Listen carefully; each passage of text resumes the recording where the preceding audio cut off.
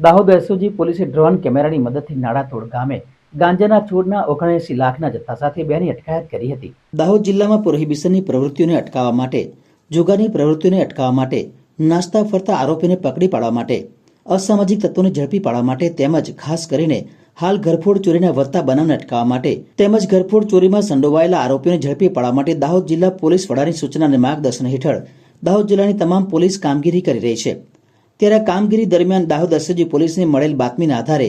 ગતરોજ દેવગઢ બારિયાના નાડાતોડ ગામે પોલીસની ટીમે ધામા નાખ્યા હતા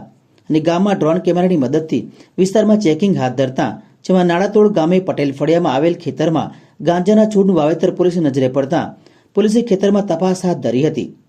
જેમાં પોલીસે ખેતરમાંથી ગાંજાના છોડ નંગ 455 જેનું વજન 790.400 કિલોગ્રામ જેની કુલ કિંમત 79,04,000નો મુદ્દામાલ કબજે કરી ખેતર માલિક પ્રેમભાઈ મોતીભાઈ પટેલ અને શૈલેષભાઈ રમણભાઈ પટેલની પોલીસે અટકાયત કરી આ સંબંધિત દાહોદ એસઓજી પોલીસે ગુનો નોંધી આગળની કાયદેસરની કાર્યવાહી હાથ ધરી છે।